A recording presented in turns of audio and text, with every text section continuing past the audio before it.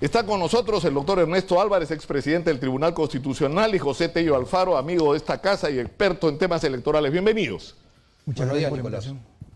Comencemos por la visión constitucional, digamos, de este asunto. Este procedimiento, ¿eso no es constitucional? ¿Está haciendo las cosas legalmente Martín Vizcarra o no? No. Obedece a un criterio político adecuado. No considero que haya sido un error el plantear la cuestión de confianza de la forma en que lo ha hecho. Sí, no se ajusta al cauce constitucional, pero puede ser corregido en estos días.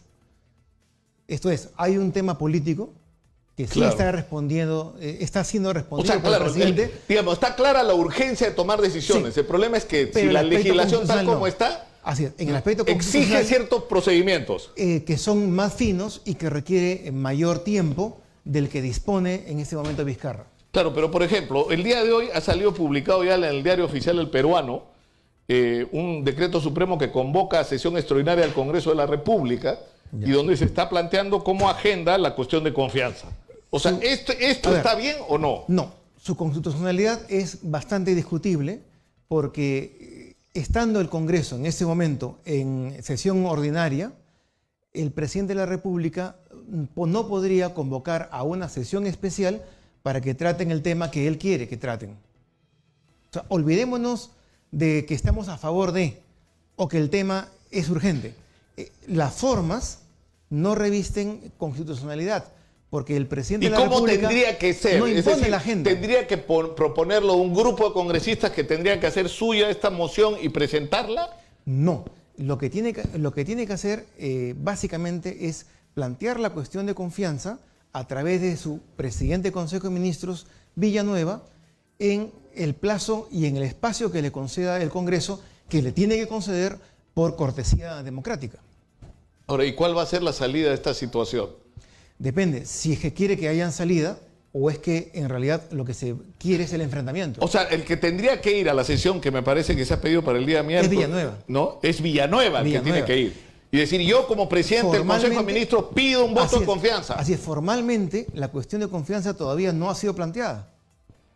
El presidente de la República no plantea la cuestión de confianza. El que la plantea es el presidente del Consejo de Ministros. En nombre de Vizcarra, en nombre de su presidente. Ese espacio debe ser el miércoles. El Congreso, que tiene halcones y palomas, podría no aceptarlo. Pero acá dice, en lo que se ha publicado, después de toda la sustentación que se hace, dice artículo primero, convocatoria a sesión extraordinaria. Convóquese al Congreso de la República a sesión extraordinaria para el día 19 de septiembre del 2018 a las 8 horas a fin de que el presidente del Consejo de Ministros sustente la cuestión de confianza respecto a los ejes 1 y 2 de la política general de gobierno aprobada mediante decreto supremo, etcétera, sobre la integridad y lucha contra la corrupción y fortalecimiento institucional y gobernabilidad, etcétera. Así es. El Congreso está en sesiones ordinarias en estos momentos.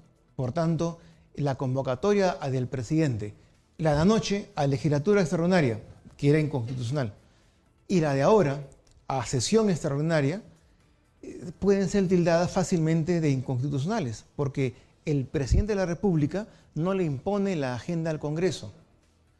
El presidente puede tener iniciativa para presentar reformas. Pero de esa manera el presidente queda prisionero del Congreso, que, o sea, termina... O sea, el Congreso podría decir, esto no procede constitucionalmente. Es que el Congreso no está subordinado al presidente.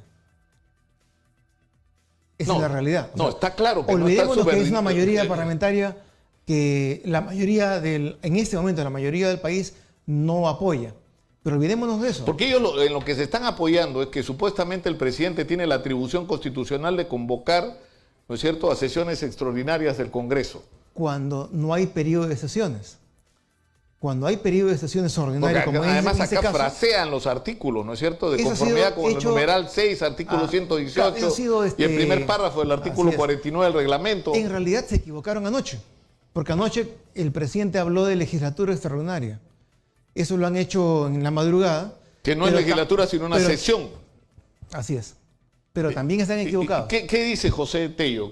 ¿Cuál es tu juicio? Es interesantísimo el escenario que se está planteando porque definitivamente se le está tratando de dar un marco de legalidad, de constitucionalidad a este pedido de Martín Vizcarra. Evidentemente está asertivo en lo que es el mensaje político. Él mismo ayer habló del concepto de legitimidad ciudadana, que es algo muy importante porque desarrolla algo pues, que le está dando bastantes réditos políticos, ¿no? Frente a un parlamento que está en un permanente deterioro respecto de su aceptación ciudadana y aparte que no se le está viendo lo suficientemente proactivo y distante de temas de corrupción como la gente, la ciudadanía en general reclama. Ahora, es interesante advertir, por ejemplo, y ahí coincido con Ernesto, en que, por ejemplo, cuando uno revisa la Constitución habla que el presidente puede convocar a una sesión extraordinaria o una legislatura extraordinaria en este caso, ¿no? El hecho de que la convoque, y también uno puede revisar el reglamento del Congreso, el tema de la temporalidad, ¿no? Por un lado, estamos en una legislatura ordinaria. El hecho que sea esta convocatoria es algo que también no está expresamente tampoco impedido por la Constitución ni por la ley. Habría que tomar en cuenta ese detalle. Ahí creo que le tratan de dar cierto sustento en el Ejecutivo a este decreto. Claro, porque el argumento es cómo va a convocar cuando ya en este momento está, es decir, se supone que se convoca a una legislatura extraordinaria cuando no hay una legislatura corriendo, pero cuando se cambia el lenguaje y se dice no es legislatura, sino es una sesión extraordinaria, ¿no? Lo que dice acá el especialista constitucional es un momentito, pero el presidente no puede decidir cuál es la agenda del Congreso. La agenda del Parlamento, ahí tiene toda la razón Ernesto, porque lo que puede hacer es convocar a la legislatura y hay algo importante, el reglamento del Congreso es prácticamente una ley orgánica, claro, se modifica por resolución legislativa, pero es una norma, no de desarrollo constitucional. Eso está como un parámetro constitucional, bloque de constitucionalidad, y está en el artículo 79 del Código Procesal Constitucional. Una norma que hay que seguirla porque es una norma que desarrolla la labor parlamentaria en este caso.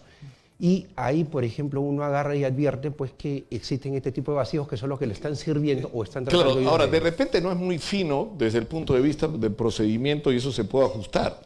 Pero desde el punto de vista político, o sea, yo no me imagino al Congreso de la República, o sea, el Congreso solo tiene dos posibilidades, o somete rápidamente a votación las propuestas del presidente y convoca el referéndum, o va a tener que enfrentar una situación como la del voto de confianza, quieran o no quieran. O sea, están atrapados. Están atrapados y esa es la ventaja política que tiene Vizcarra ahora. Sí. Pero el problema es de que el Congreso en este momento sigue debatiendo en la Comisión de Constitución, por ejemplo, los proyectos de Vizcarra. ¿Qué puede suceder si es que el ala dura del fujimorismo triunfa y al final terminan por aprobar algo absolutamente diferente? El Congreso no tiene mandato imperativo.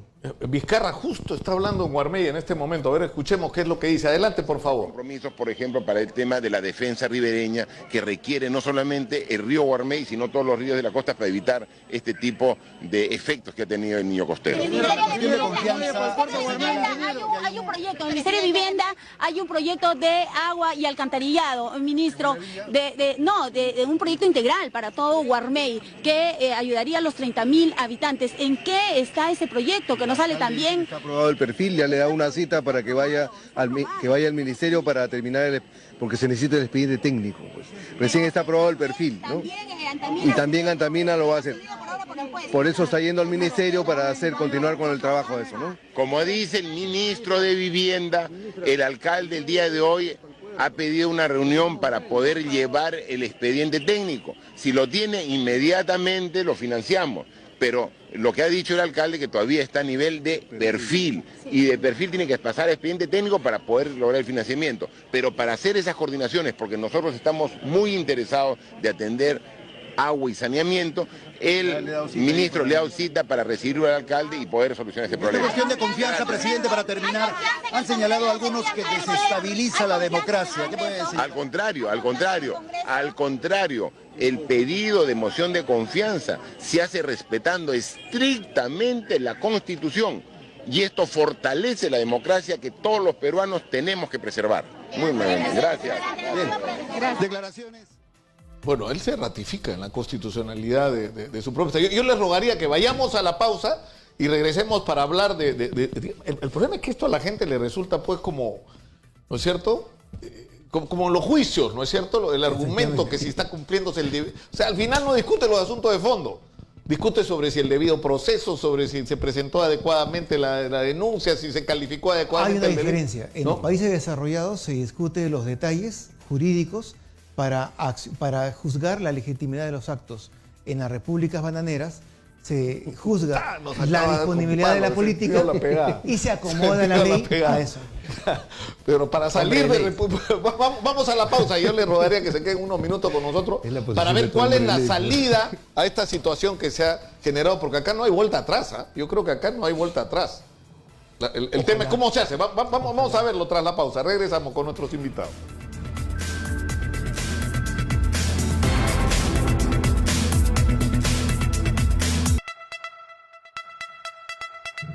Continuamos con Nicolás Lúcar en Exitosa. Este programa llega a ustedes gracias al auspicio de UPIC. Estudiar en la Universidad Peruana de Integración Global te permite trabajar en lo que te apasiona con sus 5 carreras profesionales: Ingeniería de Sistemas, Marketing y Negocios Internacionales, Enfermería, Derecho y Ciencias Políticas, Ingeniería Civil. El examen de admisión se realizará el día 30 de septiembre. Para informes e inscripciones puedes llamar al 275-0500. Repito, 275-0500. UPIC, excelencia académica para un mundo globalizado. Ernesto Álvarez y José Tello están con nosotros, expresidente del Tribunal Constitucional y un político, ¿no es cierto? Un hombre que ama la política, digamos, ¿no? Sí. Apasionado por yo la estudio política. la política y yo he sido dirigente estudiantil, dirigente universitario desde muy muchacho, y la política es apasionante, porque es la manera de concretar resultados a favor de la gente. O sea, no es la manera de ganar elecciones, es la manera Claro, de pero concretar cosas. lamentablemente la política se ha convertido en eso. Hasta los partidos se llaman como sus candidatos. El partido de la K, de Keiko, PPK, de Pedro Pablo Kuczynski. O sea, ya no hay ideas. Es que los O partidos sea, ya fueron no hay destruidos. proyectos nacionales, ya no hay yo quiero llevar al país a esto. Esto es lo que yo propongo para hacer con nuestras riquezas, y esto es mi proyecto de industrialización y la democracia que yo propongo debe funcionar. Nadie, todos quieren llegar.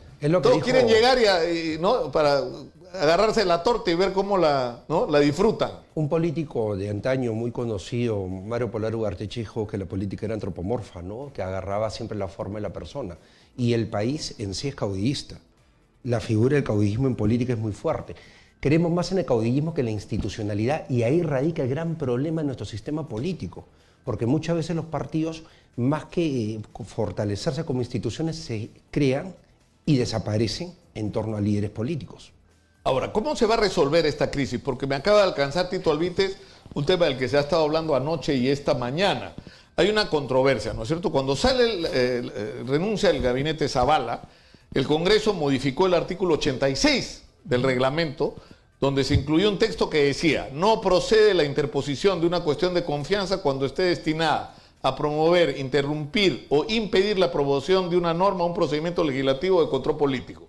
Eso está en el reglamento. Sin embargo, la bancada de Peruanos por el Cambio llevó esto al Tribunal Constitucional, que recién va a resolver este tema a fin de septiembre. Así es. O sea, ¿cómo se enfrenta esta situación? Supuestamente no podría resolverse nada hasta que termine la decisión del Tribunal Constitucional. El reglamento del Congreso tiene fuerza de ley, por tanto, tiene presunción de constitucionalidad. Solamente la vence una sentencia del tribunal. Por tanto, eso es lo que está vigente. No reúne la caída de Zavala, no reúne los requisitos establecidos por la ley, en este caso, reglamento del Congreso. El segundo motivo es de que Zavala es el presidente de Consejo de Ministros de Kuczynski, no es de la fórmula presidencial. Por tanto, responde exactamente a Kuczynski, de la misma manera en que Villanueva es el presidente del Consejo de Ministros de Vizcarra. Ahora, no responde pero por eso, a ningún otro. entonces, el procedimiento en este caso para disolución del Congreso tendría que ser que la negativa a dos. A dos. O sea, tiene que haber dos En este negativas caso, de voto de confianza. Si hubiese en este caso, estrictamente, si nos ceñimos en forma estricta a la Constitución y a las normas legales vigentes hoy en día, esta sería la primera vez. Entonces lo que tendría que ocurrir, digamos, el Congreso le niega el voto de confianza que solicita Villanueva. Entonces el presidente tiene que disolver este gabinete y nombrar uno nuevo, ¿no es cierto? Nombrar uno nuevo. Y ese nuevo tiene que regresar al Congreso a pedir el voto de confianza, y lo que sí puede hacer es pedirlo por lo mismo. Y ahí el Congreso tendría que volver a decirle que no, y solo en ese momento el presidente puede disolver el Congreso constitucionalmente. Esto es cuestión de un mes y medio, como comprenderán los televidentes. Si hay una urgencia por hacer reformas en este momento y nombrar un Consejo Nacional de la Magistratura renovado y con gente buena, es necesario apostar a que dentro de 5 o 6 meses haya un nuevo Congreso recién, o es necesario, como se está diciendo ahora, concertar las fuerzas y esta semana sacar adelante los proyectos necesarios, quizás no los 4, pero sí lo del CNM, para disolver esta crisis. Porque esta crisis aquí beneficia a los lados radicales, tanto del Congreso como del gobierno. Y los radicales de ambos lados lo que quieren justamente es el caos, propiciar la destrucción del régimen. Pero hay algo que no se entiende, es decir, Martín Vizcarra se compró el pleito de la vacancia de Pedro Pablo Kuczynski en determinado momento porque él fue el factor clave. Es decir, hubo enorme presión para en el momento en que se planteaba la vacancia de Pedro Pablo Kuczynski, él saliera a decir yo, si se va a PPK me voy, y él no lo quiso hacer, ¿no? Porque él no quiso asociarse digamos, a toda la mochila de Pedro Pablo Kuczynski, que ahora le va a reventar en la cara en los próximos días, ¿no? Con la información que viene de Brasil. Entonces, pero de pronto Pedro Pablo Kuczynski en las últimas semanas, y yo no entendí por qué va a visitar a Pedro Pablo Kuczynski, y de repente está rodeado de Mecha Arauz, que era su enemiga, y de Gilbert Violeta, que lo abrazan. O sea, eso está... ¿Qué le dio? No lo necesita.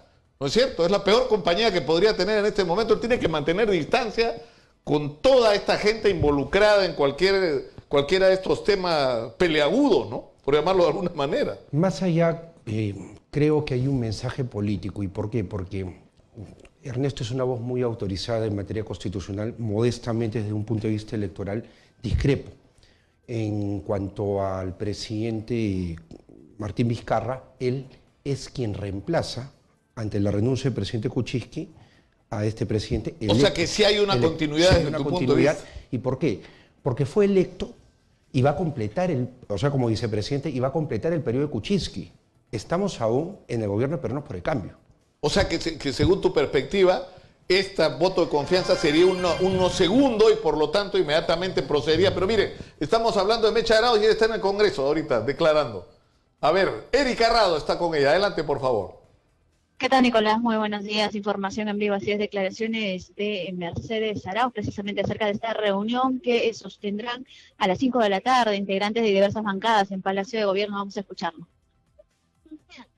La verdad, visto los hechos como se han venido dando, hay una desidia de alguna parte del Congreso en no querer ver todas las reformas conjuntamente, o van de un lado para otro, además, por un día dicen que sí, otro día dicen que no, ¿no?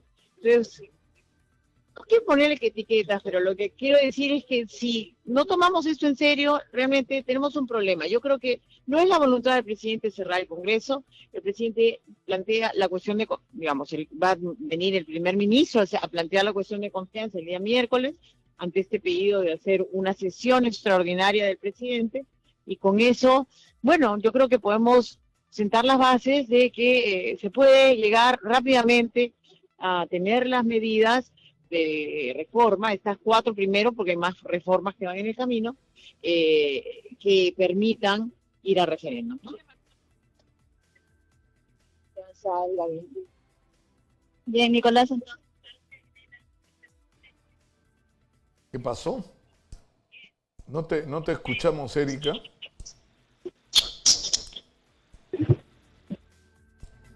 Sí, perdimos la comunicación. Ahora, qué loco esto, ¿no? Digo, esta paradoja que se está produciendo, que Mecha Arauz aparece casi como vocera de Vizcarra, cuando todo el mundo sabe que lo que ella quería es que Vizcarra salga de ahí, ¿no? ¿Ah? Como voz moderada, qué vuelta que da, ¿no? Como voz moderada, cuando anoche prácticamente lo estaban lanzando a Vizcarra contra la mayoría parlamentaria, y en medio, sacrificado entre los dos fuegos, quedaba Villanueva. O sea, cualquiera sea el escenario de una cuestión de confianza no otorgada. Claro, porque lo que está claro... Queda en nada. Claro, de alguna manera, por razones absolutamente excepcionales, por las circunstancias que se produjeron, en todo el debate y toda esta perversa operación que se hizo para impedir la vacancia, yo fui un testigo de excepción por la información a la que tuve acceso y con toda la gente con la que pude hablar. Y lo que en determinado momento fue claro es que Martín Vizcarra y César Villanueva articularon un grupo político que tuvo su primera expresión en el gabinete, pero una serie de gente que lo rodeó, que permitió capear esa crisis con serenidad, con inteligencia y darle estabilidad al país. Pero de eso no eran parte ni Gilbert Violeta, ni Mecha Arao, ni mucho menos. Ellos estaban del lado de PPK desesperados. Porque ellos respondían precisamente la necesidad de Kuczynski de mantenerse en el poder para desde allí enfrentar las delaciones y la información que va a venir del Brasil esta semana y la próxima, que es lo que muchos señalan la verdadera causa de toda esta crisis. Claro, que es el pánico a lo que esa información pueda traer, ¿no es cierto? Porque además la fusión, y eso es un mérito que hay que reconocerle, que hasta la gente de IDL le ha reconocido a Chávarri en medio de toda la controversia, que es el fusionar lavado de activos con lavajato como una sola investigación, porque al final son lo mismo. Es decir, ¿tú para qué financiabas a los partidos políticos? Para cuando llegues al gobierno hagas negocios con ellos, ¿no es cierto? Y en el caso del gasoducto es clarísimo, o sea, para Odebrecht, los 3 millones de la campaña de Humala eran para el gasoducto. De eso ellos no tienen la menor duda. O sea, por eso dicen, no hubo coima directa en el caso del gasoducto. Si ya le habíamos financiado la campaña, tenían que pagarnos con el gasoducto. Digamos, ¿no? Ahí viene un detalle interesante. Mencionaste hace un rato del acercamiento que se ha visto en los últimos días de Martín Vizcarra con Pedro Pablo Kuczynski y con lo que era Perón por el Cambio. En política no hay casualidades. Acá, si uno hace un análisis en frío, este acercamiento viene un poco con esa lógica de la sintonía con este segundo acto de censura, la moción de confianza, perdón, la segunda moción de confianza, ¿no? Evidentemente, lo que podríamos advertir nosotros es de que se está dando una situación particular en la cual sí está mostrando los dientes el Ejecutivo al Legislativo respecto al cierre del Parlamento. O sea, que quien está empujando a Vizcarra a radicalizar su posición frente al Congreso es el propio Martín Vizcarra, que se está aprovechando de la situación. Creo que el acercamiento que él, porque él tiene el poder ahora, el acercamiento de él con Kuczynski es un acercamiento intencionado y justamente en un contexto donde la comunicación política la está manejando ahorita mejor Vizcarra que el Parlamento. Claro, pero lo interesante de la situación es que yo creo, o sea, me pasa a mí, yo me imagino que le pasa a la mayoría de peruanos, uno no se siente representado por la clase política en este momento. Es un desastre. ¿Con qué partido te sientes identificado en este momento? Con ninguno. Entonces, ese es un espacio que puede servir para el bien o para el mal, es decir, puede surgir caudillos ultrarradicales que nos lleven a otra aventura. Siempre ha servido para el mal. Claro, pero cuando en democracia no hay representación, el elector no se siente representado, siempre el presidente, el que tiene el Ejecutivo, resulta sobredimensionado y captura todo el poder que los demás órganos no tienen. Claro, pero por ejemplo, el fenómeno de la convocatoria de un referéndum y el salir a recoger firmas, a mí me hace recordar mucho lo que fue en determinado momento la campaña de manifestaciones en contra de la estatización de la banca, que empezó a reclutar gente que no tenía ningún tipo de simpatía por los banqueros peruanos, ni mucho menos, pero que estaba molesta con el gobierno de Alan García, con el mal gobierno, con el desmadre nacional, con la inflación, con todo lo que nos estaba pasando, ¿no? Y empezaron a convocarse manifestaciones por todo el país y de repente gente que nunca había participado en política se vio involucrada y se generó un movimiento social que terminó constituyéndose en el movimiento Libertad. O sea, guardando las distancias, lo que puede ocurrir con la convocatoria de un referéndum, a la recolección de firmas para un referéndum, es que la gente se organice. De gente que nunca ha hecho política esté dispuesta, o sea, a mí mismo... Yo he sido militante en mi juventud, pero a mí me provoca poner mi mesa en la puerta de la radio, como lo he dicho, y ayudar a recoger firmas para el referéndum, porque me parece que ya es hora de poner a los políticos en su lugar. Que Martín Vizcarra cree su propia plataforma. Claro. Eso es muy probable. Y es más, por eso que también hay que tener mucho cuidado La normatividad impide que en este caso un funcionario del nivel de Martín Vizcarra y cualquier funcionario público rompa el principio de neutralidad por lo delicado que se puede poner la situación en determinados momentos. Efectivamente, el presidente está apoyando el referéndum y eso por el momento es una prerrogativa que nace del Parlamento, porque el Parlamento puede incluso, y puede ocurrir de que aprueben las reformas constitucionales tal cual, las voten incluso por unanimidad, igual decían ir ellos a un referéndum en lugar de una segunda votación, a pesar que si suman... Ahora lo que es cierto es que de todo esto lo que es insostenible es lo del Consejo Nacional de la Magistratura. No podemos estar sin Consejo Nacional de la Magistratura. No, eso es urgente. Es urgente porque hay un número importante de jueces y fiscales que tienen que ser ratificados, cuyos nombramientos tienen que ser revisados y en lo sucesivo tiene que haber una certidumbre en cuanto a los jueces supremos y una resolución del conflicto actualmente existente en el Ministerio Público, en beneficio o en contra de los actuales fiscales supremos. Pero todo parece indicar que se encamina la crisis hacia una resolución de ruptura. Esto es, nada hace presagiar que la verdadera intención sea la de no convocar a elecciones parlamentarias, porque esa sería la única posibilidad de que este gobierno tenga 5 o 6 meses de manos libres y establecer un poderío en favor del futuro político del mismo Vizcarra.